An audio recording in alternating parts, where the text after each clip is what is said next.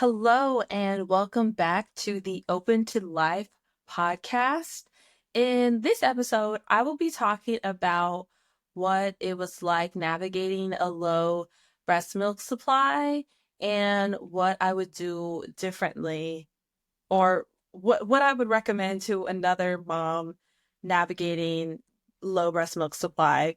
Now, if you're watching this in video form, you'll see I'm looking extra cute because after I finish recording, I'm heading to my local pregnancy resource center's support raising dinner this evening. So I thought I have to record an episode while I'm looking cute, okay?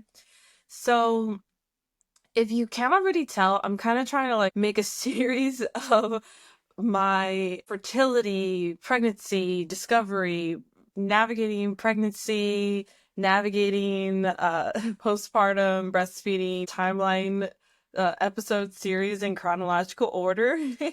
So I hope you're following along.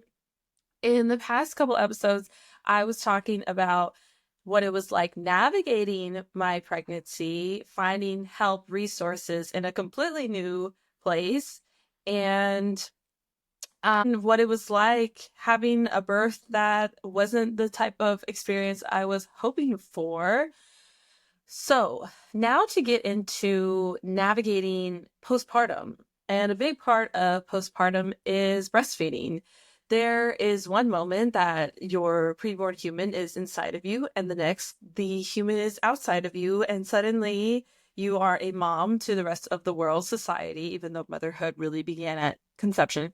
But now you're expected to do all the motherly things like keep this new human alive. But you also just had a really traumatic experience, but just try to move on from that. And you're also now recovering physically from the traumatic experience. You're still trying to process everything that just happened.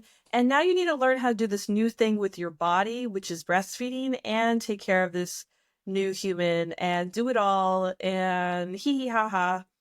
Oh, and then if you're in America in 6 weeks, good luck going back to work if you even get 6 weeks off from work. But paid family leave is a discussion for another day. But today we're talking about breastfeeding and how it was for me. Okay, so like I said, I didn't get the birth that I wanted, but I thought surely I will get the breastfeeding experience I wanted, right? Not getting the breastfeeding experience I was preparing for was not even an option. Like that was nowhere on my radar that was not in the cards for me.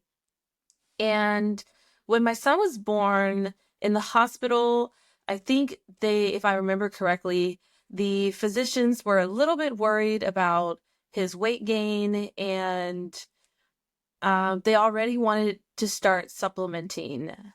But let me back up a little more. Okay. When a baby is just born, their tummy is very, very small. I think people say it's like the size of what, like an apricot or something. Like the belly is really small, so they don't need that much food. I did a breastfeeding support group, infant feeding group, when I was still pregnant at Homeless Prenatal Program, HPP. And I was also reading a book, I believe called Breastfeeding and Catholic Motherhood. So in my mind, I was gonna rock this breastfeeding thing. In my mind, I was prepared in every way that I could be for breastfeeding my newborn. I knew that at first your body creates colostrum, which is a kind of thicker, more yellowy milk substance. And then your milk matures as your baby matures to then become more of that white, thinner flow that we recognize to be milk. Fun fact I learned recently that your milk doesn't just suddenly come in like a couple days after you've birthed your child. Your milk was already there throughout pregnancy. I remember when I was pregnant having letdowns, or as I would call them, leaks, because I didn't know what the term was. I was like, oh my gosh, I'm leaking. I remember having multiple letdowns of what was colostrum, and I totally regret not collecting that colostrum which is something I would do differently now. If God gives us more children, I would start collecting that once I start having letdowns. But that already shows when I was pregnant, my body was doing the right thing. And that's what I'm getting at is your body doesn't just suddenly make milk a couple days after your baby's born. Like the milk was already there. So start collecting your colostrum. That is advice I definitely want to give to a new mom. If you're already having letdowns when you're pregnant, start collecting that. You can just look up on Amazon colostrum collector kits, and you could hand express, and you can just collect it in a little tube and keep it in the freezer. And the colostrum really is your baby's first vaccine. Maybe vaccines will be another discussion on the Open to Life podcast. Pretty controversial topic, but anyways, so I was already having colostrum, and then my son was born, and I he would not latch. And they were telling me, the nurses, like, oh, he's not latching because he's really small. His mouth is tiny because he was born a month early. He wasn't young enough to be considered a preemie. He was called preterm, I think, but he also wasn't full term. So he was like in this limbo middle area of being preterm. But he was small, my son, since he was already small just for his size. And he had a small mouth. And so I was told that, oh, his mouth is small, and right now he doesn't have enough like fat, like enough strength in his cheeks to be nursing. So that's why he's not latching right now. The best thing you can do is maintain your supply so that when he is bigger and can start to latch, that way you have the supply for him to then directly nurse from the breast. So I left the hospital renting a hospital grade pump from that same hospital unit, and that's what I was doing. Every 2-3 hours I was pumping around the clock. Like, if you're pregnant, people are probably telling you sleep while you can. And people were always telling me that because they'll be like, oh, is this your first? And then you say, yes, it is. And then they say, sleep while you can. And I had no idea why people were saying that. And what you soon will find out is people are telling you that because newborn babies wake up every 2 to 3 hours to eat, to nurse, and then you're going to need to change their diaper and like soothe them back to sleep. And slowly, as baby gets older, the wake windows get bigger and longer. But definitely in those first few weeks, I described it, it's like you've gone into war. Like you've gone into the Vietnam War. Like suddenly you're in the battlefield, like, whoa, and you didn't even get any training for it. You didn't even get basic training. I mean, if you did all the research or support groups or books, I guess that was your basic training, but nothing prepares you like just throwing you out into the field, just throwing you into the water to teach you how to swim. So it's crazy now looking back, like, oh my gosh, I was like a mad woman waking up every couple hours and pumping, pumping, pumping. I remember I would try to put him to breast and he would just scream and scream and scream. The way how I could get him to latch on eventually was with nipple shields. And that's something, again, you can just look up on Amazon, nipple shield, and there's different designs of nipple shields. I tried like 3 different designs, but looking back now, I definitely think nipple shields are not the natural design of how a nipple looks, but I guess it's supposed to make it easier for babies like my son who would not latch. So I don't even remember if maybe he would latch on for a little bit, but he would just scream and cry. I remember when we left the hospital, them giving us some formula, but I was so against formula. I was like, I'm not touching that crap. And this one nurse said to me, like, just take it. If you use it, you use it. If you don't, you don't. And I was convinced, like, okay, fine, I'll take it. And we ended up using it. And yeah, I never could pump more than like an ounce. And I guess in the very early days, that seems normal. Like that seems okay because your baby's tummy is really little. But as he kept growing, my supply never grew more than an ounce at a time. Now, I'm not saying I would nurse him and then pump and, oh, it was only an ounce. No, I'm saying I would just pump and it maybe was an ounce. There were a few times when I did get my pump session to be like 2 ounces, and that was like, oh my gosh, I can't believe I got 2 ounces in one pump session. This is crazy. So, needless to say, my supply never grew as my baby was growing. It didn't grow with my baby. And so we were using formula for a time. I just remember I would always patiently try to put him to the breast, and he would scream and cry and just scream, scream, scream, scream, scream. When I left the hospital, I was working with one of the lactation consultants who I had started working with when I was still staying in the hospital. So it was nice to have that continuation of care, like someone who met me like day 2, and I kept working with her. So I was working with the lactation consultant who was trying to teach me like different positions, different ways to hold the baby, and she just was encouraging me. And there was even one moment when I looked at her like, do you really think like eventually I'll be able to exclusively breastfeed my baby? And she looked at me and she smiled and she nodded her head yes. And now I look back and wonder, like, did she just do that to be kind in the moment, to not make my postpartum depression worse? Or did she really believe in me? I don't know. We'll never know, because then she moved back to the UK. Good for her.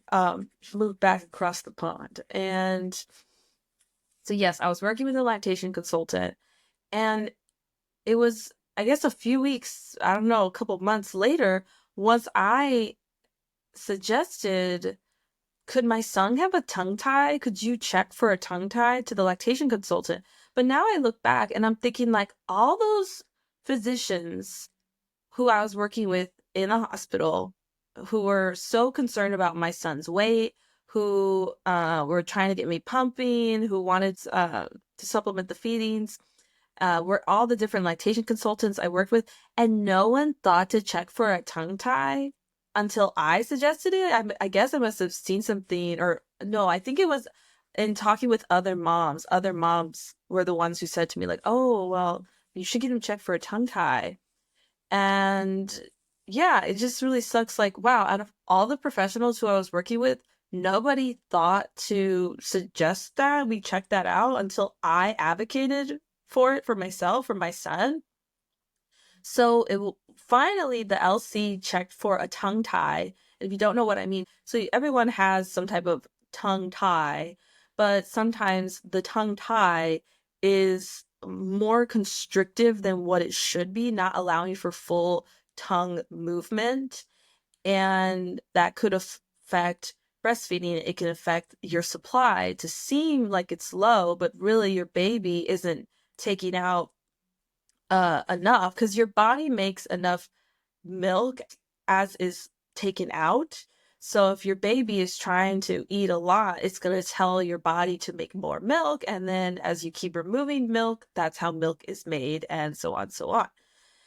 So I was pumping, pumping, pumping nonstop, right? But my supply never went up. And I had people tell me, like, hey, the pump is not really a good measure of how much supply you actually have or how much milk you could be making, because the best pump is really the baby. Nothing compares to the baby. Now, with a pump, you get the suction.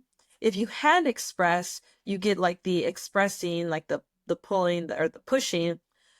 So, but with a baby, you get both. You get both the suctioning and that pressure, the pulling. So the baby is the best measure of how much milk you can actually make. And I didn't actually know. I don't actually know how much my body was capable of. But once the LC did check for a tongue tie, she said, okay, it looks like there's something here.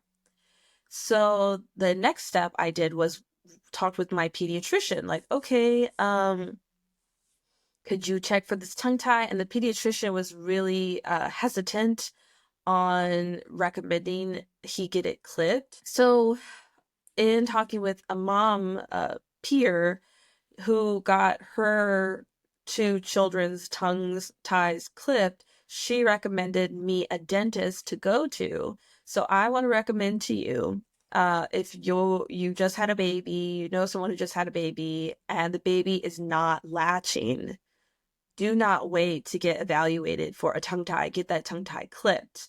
And what I would do now, what I would do differently with another child, if that child's not latching, I wouldn't even wait. I think I would just take the child to a dentist or whatever physician who would be willing to clip the tongue tie.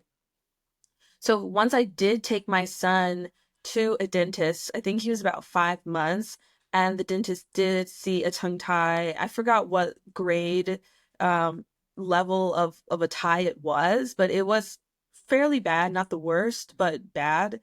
And then she clipped it, and apparently he also had a lip tie, and she clipped that. When I say clip, she really lasered it off. And then the healing was relatively easy. I mean, it was painful in the moment, I'm sure, for my son, but then he was back to being a happy baby really quickly.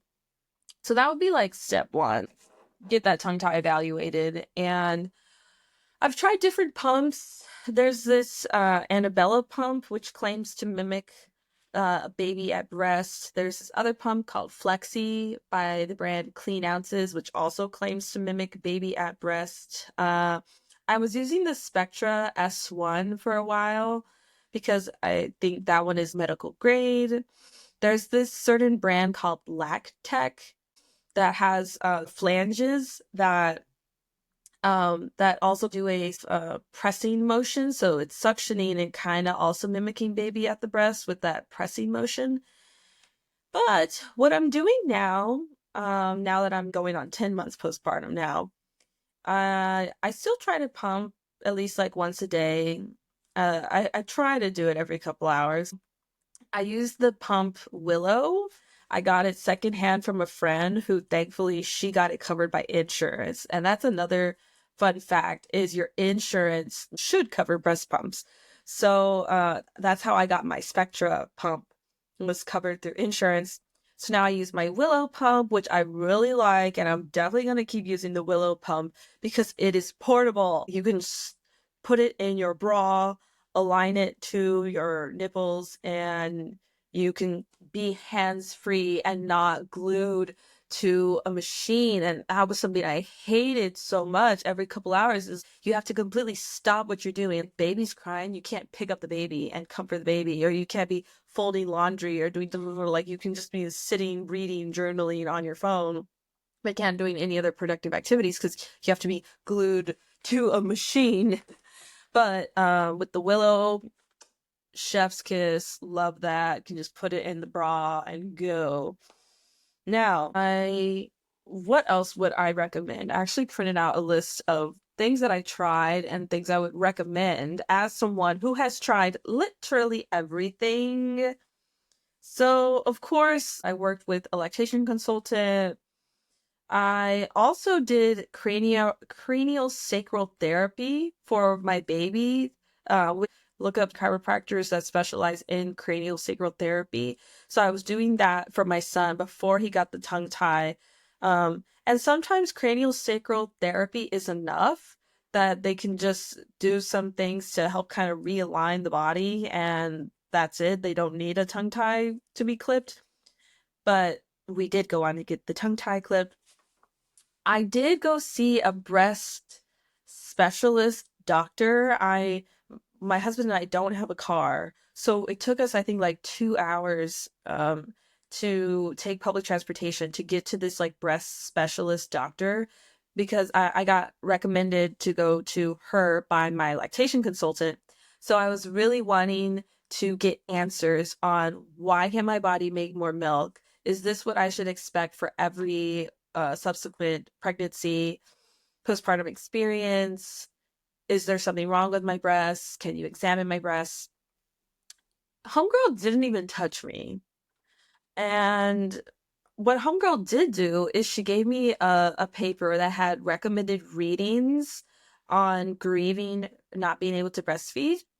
She told me that most moms who experience low breast milk supply have similar experiences, end up like this with future babies.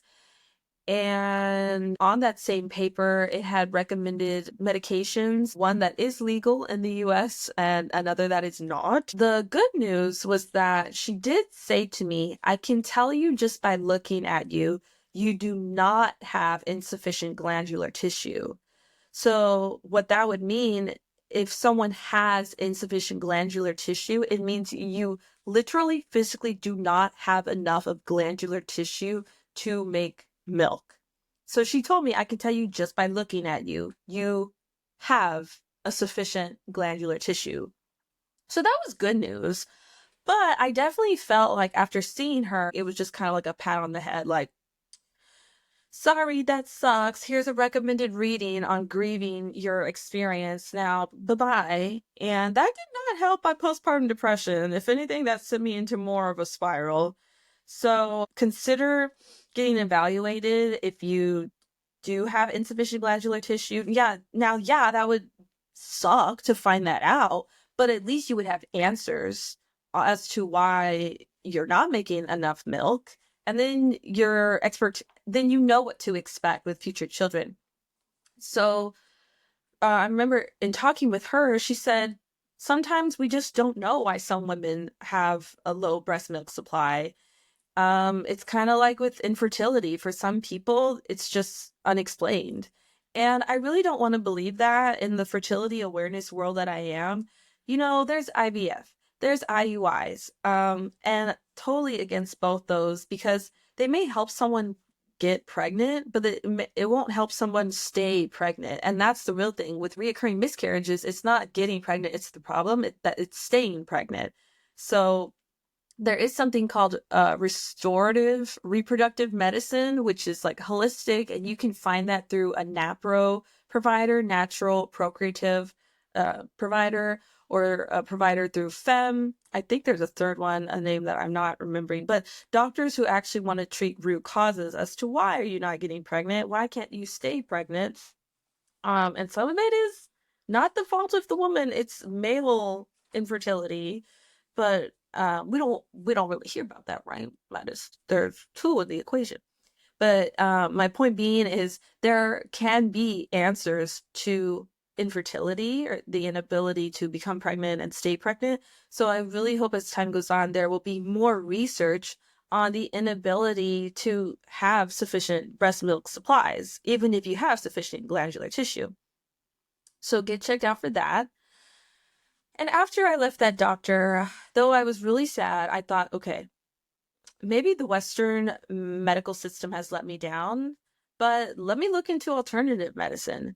So I started going to an acupuncturist, the same acupuncture place that I would have gone to while I was still pregnant to try to move my son head down when he was breech. And then I didn't end up going because then I went into labor.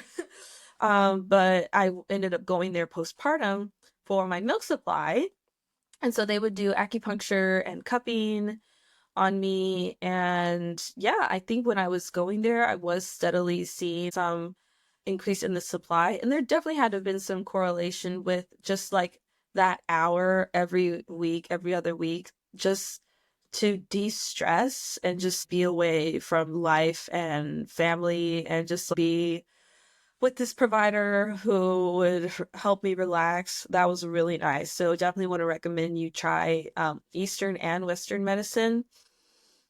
I got prescribed the Western medicine that was on that paper that breast specialist gave to me. One medicine that is approved in the US is Reglan.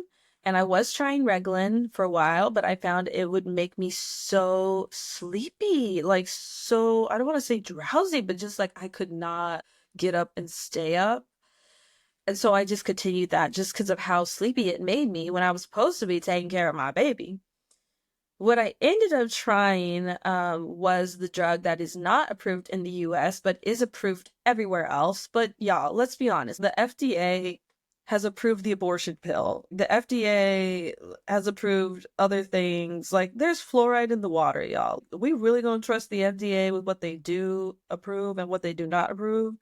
So domperidone is the drug that I'm talking about that is approved in other parts of the US. And I was able to join a Facebook group of other moms on domperidone and other moms who sell these medications. Now, I'm not telling, this is not a recommendation. Okay, disclaimer. This is a very intense drug for some people's. So definitely do your research with caution, but there are some medicines out there to try. When I went to visit family in Korea, I also wanted to try some Eastern medicine there. And my mom-in-law took me to a like Korean med clinic, and they also gave me some liquid herbs that I took back with me to the US. That doctor, he put his hand on me. He checked my tongue. Okay, that's different. He wanted to see my tongue. And somehow, just putting his hand on me, he looked at my mom and he asked, "Does she have a C-section?" Somehow he knew just by touching me. And then his theory was that I'm cold-blooded, and he gave me herbs that are supposed to heat up my body so that the liquid could flow. So definitely want to encourage you. Try the Western medicine and try the Eastern medicine. I mean, it can't hurt. Some other things that I tried that I would recommend: putting baby to breast when you have a letdown, so not waiting for baby to tell you when he or she's hungry. In those early days, we were doing triple feeding, as I sort of already described. So starting at the breast, trying to get baby to latch, pumping after attempted nursing, and then bottle feeding. Skin to skin. Essentially, you could be naked with each other or having baby in a diaper, and having that skin to skin that tells your body there is a baby here that I need to provide food for. Staying hydrated. That is a big thing you'll hear from other moms that will preach to you, like, stay hydrated, drink a bloody amount of water. I don't know what that accent was. So I was staying hydrated with coconut water, body armor, special teas for lactation. I don't think body armor is a good recommendation now. I think there's probably some bad ingredients in there, just in general terms of health. I was taking, and I still am taking, herbal supplements from the brand Legendary Milk. I also tried the brand Mother's Love. I was taking prenatal vitamins. I'm currently taking the vitamins from the brand Groons because, I mean, if you can target me with some good marketing, I'm your girl. Okay, like, I lost, you won. Like, a good ad, you got me. So I've been taking the vitamins from the brand Grooms. But yeah, prenatal vitamins, bioavailable prenatal vitamins. Okay, it needs to be bioavailable, meaning the ingredients are available to your body. Your body will be able to absorb them. I was taking a special tincture that the acupuncturist did gave me. I was taking vitamin D drops per the recommendation of the acupuncturist. I was trying to consume oatmeal with flax seeds, which is a galactagogue. And there is this book called the Galactagogue Recipe Book, which has recipes to help with milk production, but I have yet to purchase the book. But that, I know oatmeal and flax seeds are some galactagogues. I have been taking colostrum from the brand Arma. My friend's naturopathic doctor recommended colostrum for milk supply, so I got a bulk like can of it that I've been taking for several months now. I have yet to run out. Heating pads before pumping or feeding. So try laying some heating pads you can get from Target on your breasts, or even taking a shower and then pumping or feeding after a shower, because the heat is supposed to help with that milk flow. I am curious to try beef liver capsules. My friend recommended me the brand Birthright or another brand, Perfect Supplements. I'm very weary about that. for the same reason that I'm taking the colostrum, like I feel bad as someone who is not eating meat. And people, one of their tidbits of advice that they give me is, well, maybe you're not making enough milk because you're not eating meat. I've had friends implying that to me when I was in Korea visiting family. That was definitely pushed at me, and it really hurts as someone who does not want to consume animals. When I found out I was pregnant, I immediately started reincorporating dairy and eggs and fish. So I'm already eating dairy and eggs and fish. I say my heart is vegan, but that's not enough for people. They want me to eat cows and chicken and et cetera, et cetera. It's so weird to me. Just sidetrack. Why do we have such love and adoration for dogs and cats and bunnies? Giraffes, zebras, dolphins. Oh, don't dare eat those animals. But oh, the cow and the deer, and like, why is there this invisible line that we cross? Yes, I cross the line when it comes to fish, okay, but I don't understand. Why do we have cultural societal empathy for a dog or for rabbits, but other people in other cultures will eat dogs and they'll eat rabbits, like, but and you would be scandalized by that? Like, what? It just seems so inconsistent. Okay. In terms of spiritual practices that I tried also to increase my milk supply, I received rock powder from the milk grotto in the Holy Land. Tradition says the Holy Family took refuge at this site, and a drop of milk from the Blessed Mother fell and turned the floor of the cave white.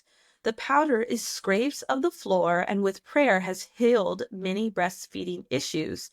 So, a peer of mine who saw on social media about my breastfeeding struggles sent me this powder, and I consumed it, praying for a miracle. I also left a petition under the incorrupt body of St. John of Shanghai and San Francisco. That's literally his name, St. John of Shanghai and San Francisco.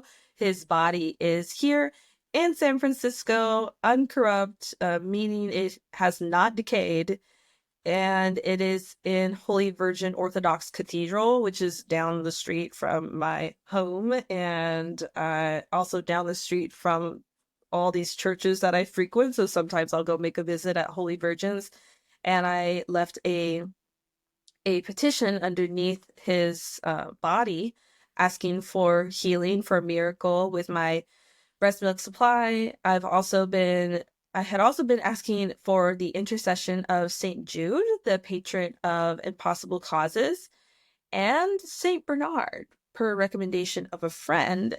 The story goes St. Bernard prayed before a statue of the nursing Madonna, the Blessed Mother.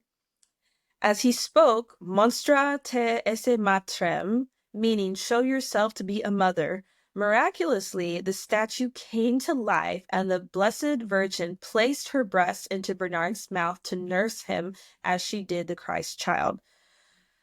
So I was intensely praying. I'm saying all this in past tense because now I've kind of come to peace with the experience that I did have, though it was not the experience that I wanted.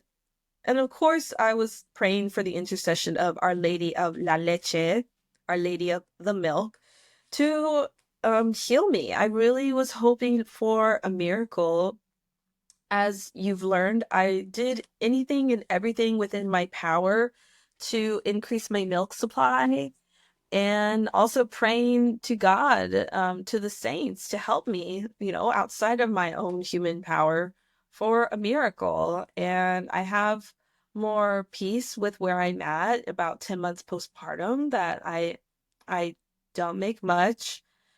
And I just really hope and pray that it will be better with future children, that God can restore this experience, and that with future children, it'll be better and glorious. And I will remember the days crying out to God. I will remember the nights, the late nights, constantly praying the rosary, asking for healing for my son to latch. There was a sweet time when my son got the tongue tie clipped, that he was latching on for a little bit, and I was able to nurse for a little bit, and that was really exciting.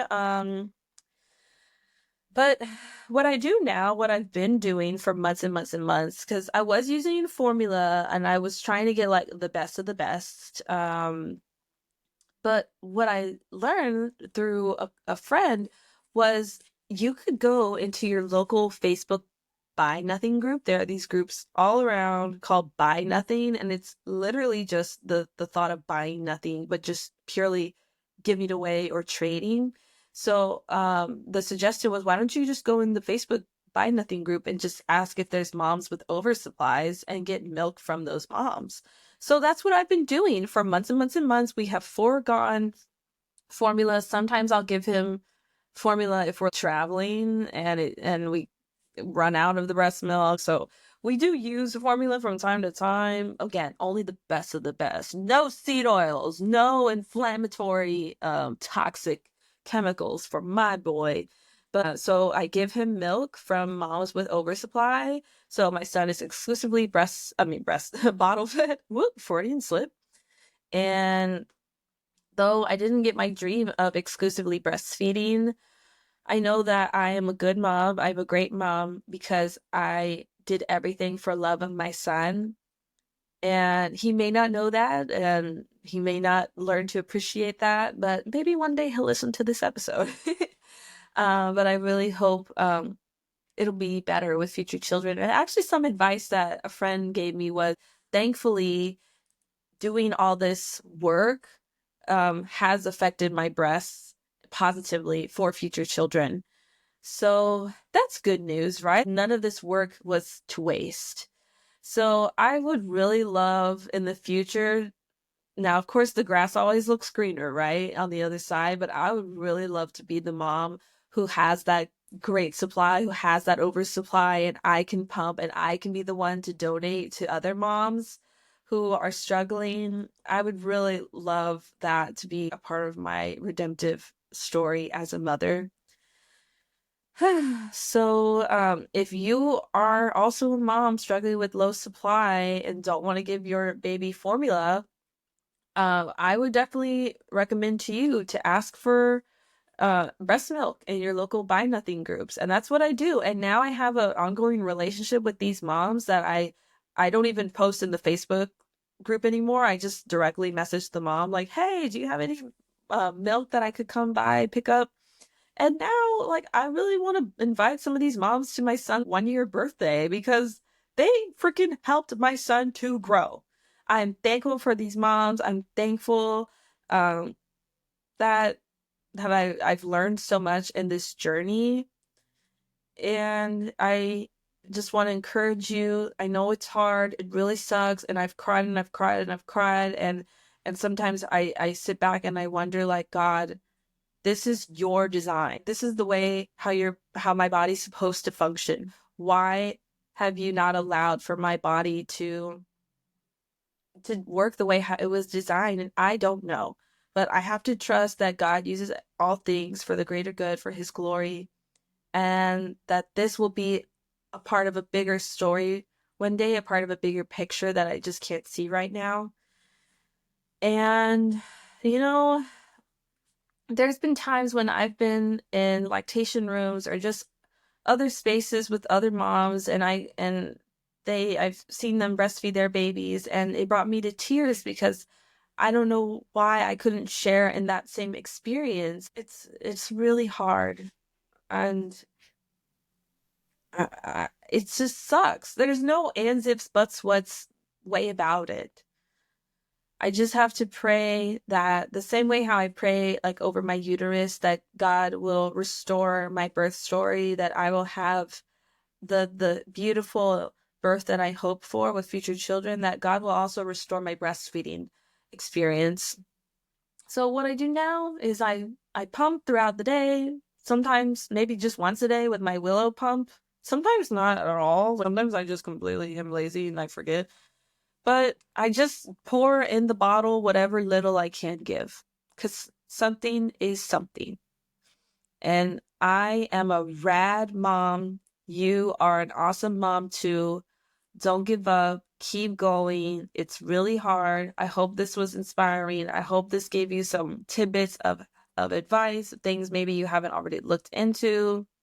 I really hope eventually that I will become a hormone coach, a fertility awareness educator, and even a doula, birth worker, birth keeper, to be able to advocate for moms and walk with other moms throughout their journeys. So there's one example of how God can use this for his greater glory, for his good. And here's a breast squishy stress ball that I got from another breastfeeding storytelling group that I went to, where we all were talking about our struggles. And one thing I feel like is a common thread with other moms that have said like they wish they didn't stop so soon. And I was picturing like breastfeeding my child for years and years and years, like breastfeeding with no cover on, me being that mom where other people are like, oh my gosh, why is she still breastfeeding? Like, oh, give it a break. But I really believe that breast milk is liquid gold.